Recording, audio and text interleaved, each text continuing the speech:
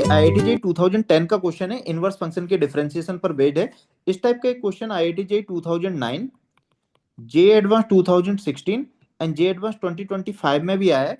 इस टाइप के क्वेश्चन काफी सिंपल होते हैं, बस आपको इनवर्स का डिफरेंशिएशन पता होना चाहिए।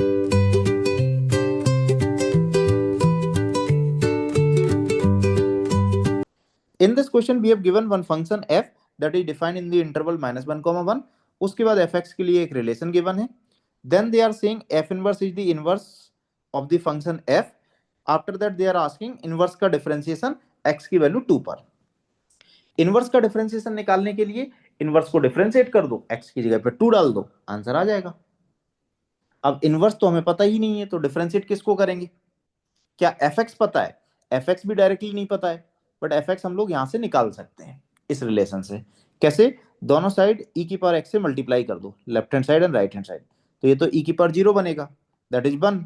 सो fx इक्वल टू 2 e की पावर x प्लस e की power x into this integration.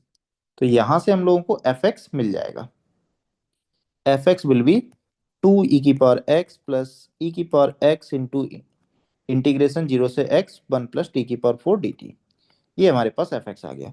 अच्छा, अब इक्वेशन को e की पावर माइनस एक्स से डिवाइड भी कर दोगे ना, इस इक्वेशन को e की पावर माइनस एक्स से डिवाइड कर दो, तब भी हम लोगों को fx मिल जाएगा, सेम ही चीज है। fx आ गया तो जनरली स्टूडेंट्स के माइंड में ये चलता है कि fx की हेल्प से पहले f इनवर्स x निकाल लेते हैं। जब f इनवर्स x आ जाएगा फिर उसको डिफरेंशिएट करेंगे, x की जगह पे 2 डाल देंगे, आंसर आ जाएगा। ये मेथड तो ठीक है, बट प्रॉब्लम ये है कि इनवर्स आप निकाल नहीं पाओगे, यहां से इनवर्स निकालना पॉसिबल नहीं है। तो जब इनवर्स निकालना पॉसिबल नहीं है तो फिर क्या करें? तब एक मेथड होती है, उन्होंने पूछा है आपसे इनवर्स का डिफरेंशिएशन x की वैल्यू 2 पर। आप इनवर्स को तो भूल जाओ, आप फंक्शन को ही डिफरेंशिएट कर दो। ऑल्दो वो इनवर्स का डिफरेंशिएशन पूछ रहे हैं, बट आप इनवर्स को भूल जाओ, आप तो फंक्शन को ही डिफरेंशिएट करो। फंक्शन को डिफरेंशिएट करेंगे तो लेफ्ट हैंड साइड में fx का f dash x, right hand side में 2 e की पावर x का e की पावर x, प्लस यहां पर लगेगा product rule, this is first, this is second. इसको सेकंड बोल रहे हैं, इसको फर्स्ट बोल रहे हैं। सो फर्स्ट का differentiation second keep as it is, plus first keep as it is second का डिफरेंशिएशन। अब इस इंटीग्रेशन का डिफरेंशिएशन करने के लिए हमें न्यूटन लेबनीज फार्मूला लगाना पड़ेगा, बिकॉज लिमिट कैसी है? वेरिएबल। तो क्या करेंगे? न्यूटन लेबनीज फार्मूला की हेल्प से डिफरेंशिएट करेंगे। कैसे? जहां पर भी t दिख रहा है वहां पर अपर लिमिट को पुट करेंगे, तो ये बनेगा 1 प्लस एक्स की पावर 4 इंटू अपर लिमिट का डिफरेंशिएशन 1, माइनस लगा के t की जगह पर लोअर लिमिट को पुट करेंगे इंटू लोअर लिमिट का डिफरेंशिएशन 0, तो ये हमारे पास 0 हो जाएगा। सो फाइनली हम लोगों को जो मिलेगा वो मिलेगा 2 e की पावर x प्लस e की power x into this integration plus e की पावर x इंटू दिस।